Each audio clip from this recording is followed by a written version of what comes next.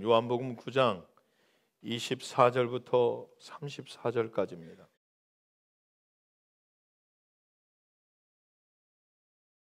제 SNS 친구 중에 티플로스라고 하는 친구가 하나 있습니다. 그런데 유럽에 사는 친구고요. 그런데 이 친구가 좀 있는 집에서 태어났으면 좋은데 태어날 때 그렇지 못한 그냥 평균보다 더 밑에 있는 집안에서 없는 집에 또 못 배운 부모 밑에서 태어났어요. 그래도 그 부모 입장에서는 이 아이가 너무 귀하고 소중했으니까 아주 잘 키웠는데 어느 날 엄마가 깜짝 놀란 것은 이 아이를 앞에서 어르고 이렇게 이름을 부르고 해도 티플로스가 반응을 못하는 거예요. 보이지 않았던 거죠. 아무튼 나름 잘 나간다는 의사들을 다 찾아다녀보고 부모가 할 수 있는 그들의 최대한의 모든 것들을 동원해서 티플로스의 눈을 뜨게 하려고 애를 많이 썼었어요.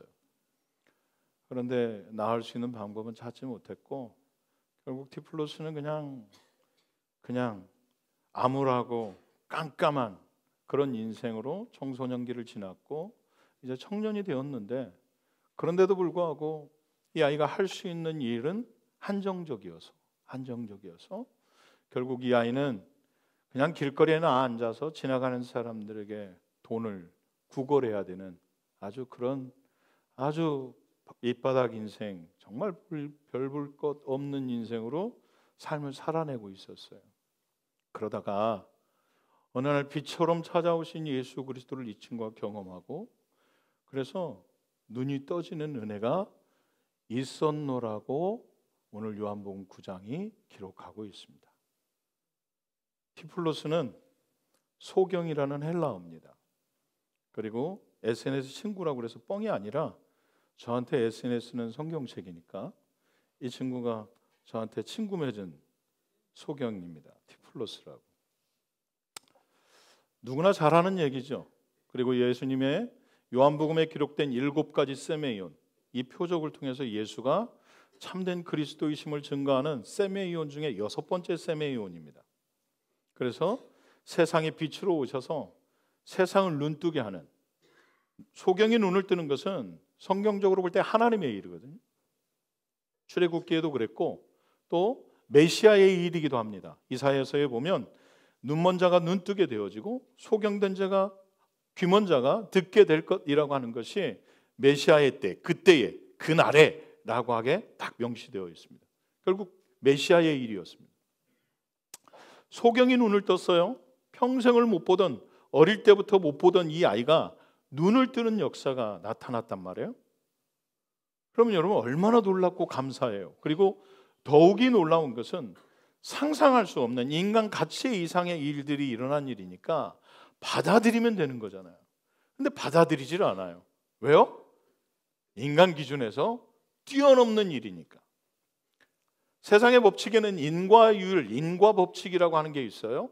원인이 있어서 결과가 있다는 거죠. 네가 공부를 안 했으니까 성적이 그 모양이지. 이렇게. 네가 안 먹으니까 그렇게 빼빼한 거지. 뭐 이런 거 있잖아요. 인과율이에요. 우리가 이렇게 했기 때문에 이런 결과가 나왔을 것이라고 하는 거. 근데 이게 사실은 이게 불교에서 나온 인과율인데 모든 세상에 심지어 과학계까지 이 인과율이 점령하고 있어요. 원인이 있었기 때문에 결과가 돌출되어졌다라고 하는 거죠. 성경에도 심은 대로 거둘 것이라고 하는 인과율이 등장해요. 하지만 분명한 건 결이 좀 달라요. 세상의 법칙에는 세상에 어떤 원인과 이유가 있었기 때문에 이런 결과가 돌출되었다라고 얘기하는 인과율, 더욱이 윤회사상이라고 말하는 죽어서 다시 태어나는 불교의 법칙에 따라서 네가 지금 이런 고난을 겪는 것은 과거의 삶에서 어떤 문제가 있었기 때문에 이런 일을 겪는 거야. 네가 지금 이런 복락을 누리는 것은 과거의 네 삶이 많이 베풀고 이런 일들을 했기 때문에 이런 결과가 나타난 거야 라고 하는 윤회사상에서 출발한 게 인과율이거든요. 근데 성경에도 동일하게 아까 말씀드린 것처럼 갈라디아서에도 심은 대로 거두리라라고 하는 법칙이 나오는데 완전히 다른 결이에요. 세상은 사람의 노력과 애씀으로 말미암아서 결과가 등장하지만 성경에서 말하는 인과율은 사람의 노력과 애씀하고는 전혀 관계가 없어요. 하나님의 절대적인 은혜예요. 심었다고 해서 다 나는 것도 아니고요. 이른 비와 늦은 비가 분명히 필요해요. 하나님이 내려주시는 촉촉한 단비의 은혜가 필요하다고요.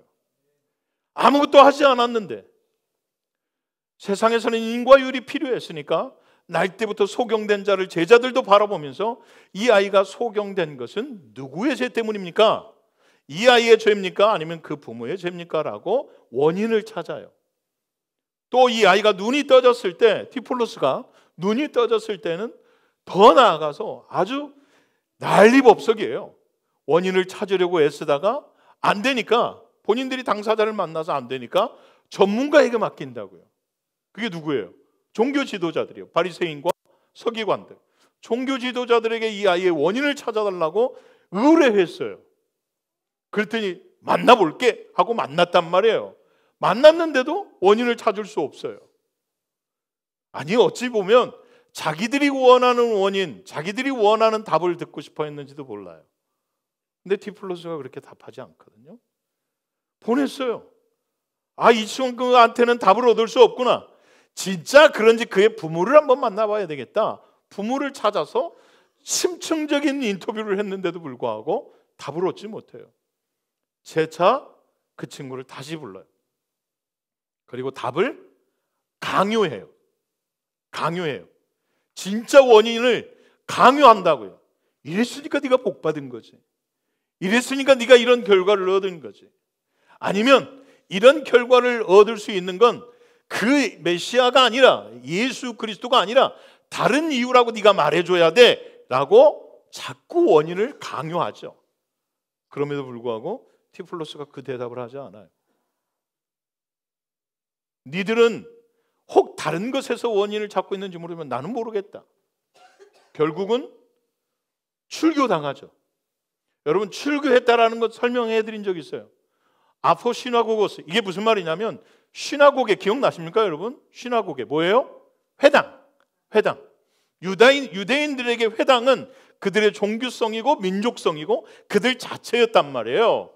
그랬던 그들이 회당에서 출교당하는, 아포시나고고스, 시나고게에서 출교당한다고요. 이 말은 너는 평생 이제 이방인으로 나그네로 살으라는 소리거든요. 한국에 살지만 너는 더 이상 한국 사람이 아니야 라고 얘기하는 거랑 똑같다고요. 이게 출교당하는 거라고요. 이 아이가 출교당했어요. 그랬더니요, 출교당했다는 소리를 듣고 예수님이 다시 찾아오세요. 저는 이게 너무 은혜예요. 또 찾아오셔서 눈을 뜨게 하셨잖아요. 세상은 원인을 찾는데 예수님은 아무 이유 없이 하나님의 일을 위해서 디플로스의 눈을 뜨게 하셨단 말이에요. 세상은 원인을 찾잖아요. 이 아이의 죄입니까? 부모의 죄입니까? 아니, 누구의 죄도 아니라 하나님의 일을 위해서 눈을 뜨게 해줬단 말이에요. 그런데 그 아이가 출교당했다는 소리를 듣고 다시 찾아오셔서 네가 인자를 믿느냐? 라고 물으세요. 그럼요. 이 인자라고 하는 표현이 결국은 다니엘서에서 나오는 메시아거든요. 믿죠? 그분이 어디 있습니까? 네가 지금 경험하고 있다라는 말이 직설적으로 표현하면 그래요. 네가 지금 경험하고 있다는 거예요. 그 아이가 납죽 엎드려서 경배해요. 이게 요한복음 9장 얘기예요. 세상은 세상의 법칙에 따라서 원인을 자꾸 찾아요. 그러니까 이런 결과가 돌출됐지. 그러니까 이런 일들이 일어난 거야. 하지만 여러분, 착각하지 마십시오. 하나님 안에서는 어떤 것도 원인을 찾으려 하지 마십시오. 감사한데 감사의 원인을 찾고, 어떤 안 좋은 일이 생겼는데 이 안 좋은 일도 네가 그러니까 아이가 아팠지, 네가 그랬으니까 사고가 난 거야, 네가 이렇게 했으니까 돈이 빠져나간 거지. 자기가 하나님이냐고. 하나님이 그렇게 계획하신 게 아닌데 왜 세상은 자꾸 믿는다라고 하는 사람들은 마치 바리새인들과 서기관들처럼 원인을 그렇게 집중하고 있느냐고요. 아니에요, 여러분. 우리는 감히 상상할 수도 없고 알 수 없는 하나님의 일이라고 하는 게 있어요. 계산되지 않는 인간의 사고와 가치로는 도저히 상상할 수 없는 높으시고 위대하신 하나님의 일이라고 하는 게 있다고요. 그런데 그걸 자꾸 인간의 계산, 인간의 시야에서 원인을 발견하고 싶은 거예요. 이게 사람이에요. 함부로 말할 수 없는 거, 함부로 표현할 수 없는 게 하나님의 위대하신 계획인데 인간은 그게 위로고 그게 원인이어서 끊임없이 원인이 나와야 결과가 돌출된다고 생각해요. 바리새인들도 그랬잖아요. 처음에 등장했을 때는 이 아이에게 직접 물어요. 바리새인 이전에 세상이 그랬죠. 이 아이 날 때부터 그 아이 디플로스 맞는데? 아니야. 그 아이 아니야. 그 아이는 날 때부터 소경이었고 빌어먹던 아이인데 설마 지금 눈 떴겠어? 아니야. 그 아이가 맞다니까? 너 그 아이 맞니? 네. 이거 도무지 믿을 수 없거든. 전문가에게 의뢰. 데려다가 네가 진짜 눈 뜬 거 맞냐? 날 때부터 너 소경이었니? 네. 누가 그랬는데? 예수라는 그 사람이. 이게 디플로스의 첫 반응이에요. 예수라는 그 사람이. 그냥 믿고 있는 예수라는 그 사람. 그냥 내 눈을 뜨게 했던 예수라는 그 사람 정도에 불과했어요. 또 물어요. 어떻게 했는데? 어떻게 했길래 네 눈이 떠졌는데? 이거 선지자 정도 아닐까요? 여러분, 이스라엘 백성들에게 선지자는 결국 모세격이거든요. 모세격이에요. 율법을 만들고 그들을 살게 하는 모세격이란 말이에요. 그러니까 내 눈을 뜨게 한 사람 정도면 선지자 정도 되지 않을까요? 야, 말 같지도 않은 소리를 하지 말아라. 내가 지금까지 그런 일을 본 적이 없다. 그리고 하필이면 그날이 안식일인데, 하필이면 안식일을 범한 죄인이 그런 일을 행했다라고 하는 건 믿을 수가 없다. 정말 그 사람이 선지자라고 생각하냐? 아니다. 죄인이라고 해라. 죄인이라고 말해라. 죄인이 지금까지 이런 일을 한 적이 없다니까. 나 참 진짜 이상하네. 이게 디플로스의 반응이에요. 나 참 정말 이상하네. 지금까지 죄인이 이런 일들을 한 적이 본 적이 있습니까? 죄인이 이런 놀라운 일들을 행한 적을 당신들은 본 적이 있습니까? 내가 볼 때 이분은 하나님이 보내신 분입니다. 이게 디플로스의 세 번째 고백이에요. 예수라는 그 사람, 선지자, 하나님이 보내신 사람. 하나님이 보내지 않으셨으면 어떻게 그 일을 합니까? 내가 분명히 말했지 않습니까? 그러니까 어떻게 눈 떠졌냐고. 계속해서 원인을 찾아요. 그냥 눈에다 침 이렇게 진흙에다 발려가지고 눈에 붙였다니까요. 그리고 실로암 가서 씻으라고 했다니까요. 실로암이 뭐였어요, 여러분? 보내심을 받았다. 헬라어로 말하면 사도라고 하는 단어에서 출발해요. 보내심을 받았다. 진짜 보내심을 받은 분은 누군데요? 예수 그리스도신데. 그래서 그분은 굳이 실로암복까지 가지 않아도 되는 이 친구를 실로암복까지 보내줬어요. 본인이 보내심을 받은 분이라고 하는 걸 이 아이를 통해서 투영시키고 계신 거예요. 그걸 알 턱이 있나?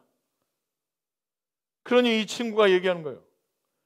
그렇게 궁금하냐고. 내가 얘기했잖아요.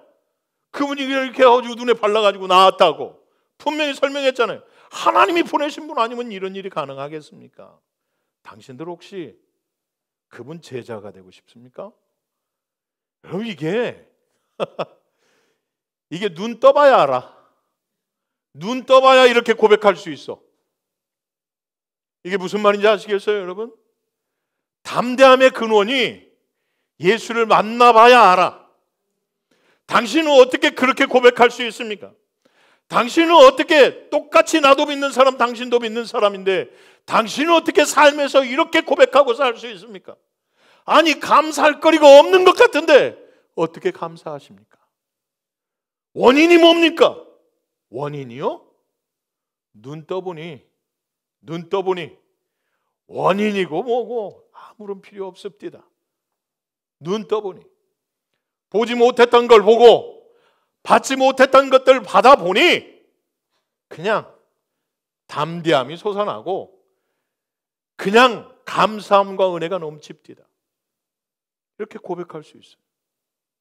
그리고 나서 얻은 결과는 잘했다가 칭찬받는 게 아니라 너는 그놈의 제자냐? 우리는 모세의 제자다. 자기들이 그렇게 얘기해요. 바리새인들. 가짜는 것이 우리가 너 혹시 네 그 섬기고 있는, 네가 따르고 있는 예수라는 사람이 제자가 될 거라고 착각하지 말아라 라고 힘과 권력을 이용해서 출교시켰어요. 세상은 그래요. 자기들의 상상, 자기들이 원하는 원인, 자기들이 원하는 어떤 이유가 등장하지 않으면 그냥 등 돌리고 배제해요. 야, 너하고는 결이 다르다. 너하고는 야, 레벨이 다르다. 네 신앙은 도대체 뭐길래 내가 믿는 하나님하고 그렇게 다르냐야. 우린 그렇게 못하겠다. 그렇게까지 굳이 그렇게까지 못 믿겠다. 이유가 너무 알고 싶다고요. 원인이 그렇게 궁금해요. 그런데 여러분, 이 티플로스라고 하는 친구의 고백은 어떤 세상의 원인, 세상의 이유, 그거하고는 상관없어요. 이 친구한테 중요한 건 못 봤던 내가 지금 보고 있다라는 거예요. 어떻게 고쳤느냐? 어떻게 나았느냐? 무슨 짓을 너한테 한 거냐? 그렇게 말하는 거잖아요. 원인이 어떻게 된 거냐?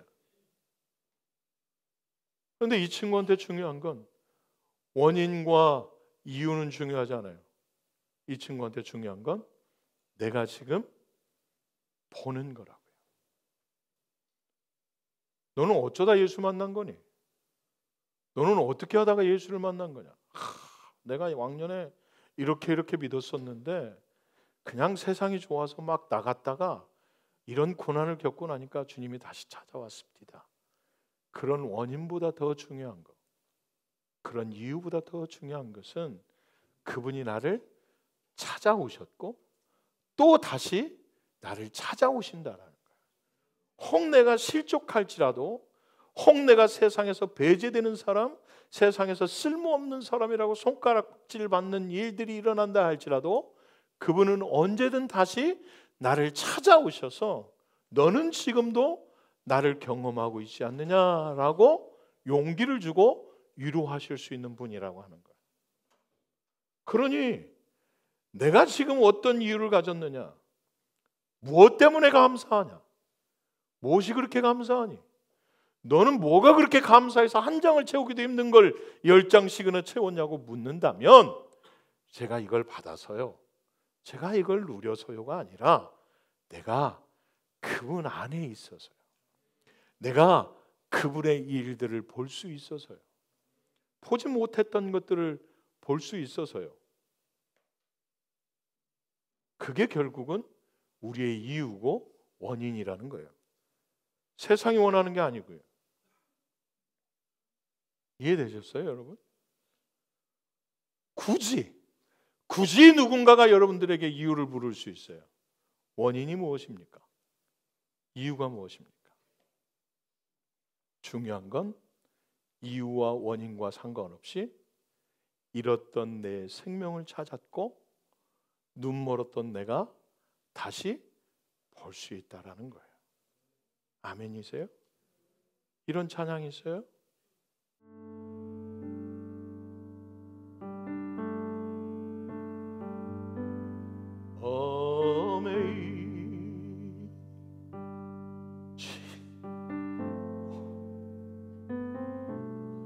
How sweet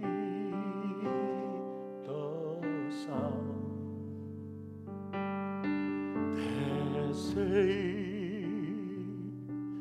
a reed like me.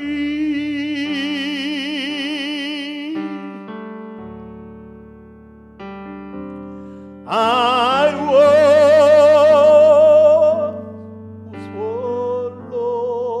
lost, but now am found. Was blind, but now I see.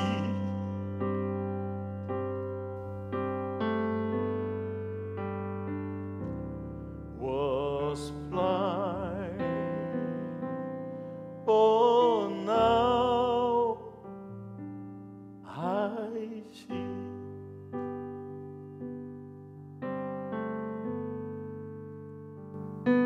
왜 감사하냐?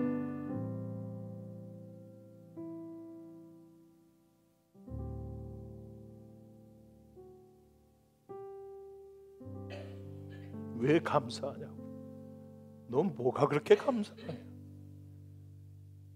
병이 다 나은 거냐? 아니면 로또라도 맞은 거냐? 뭐가 그렇게 감사해서 잊지도 않은 감사를 가불하겠다고? 뭐가 그리도 감사하냐?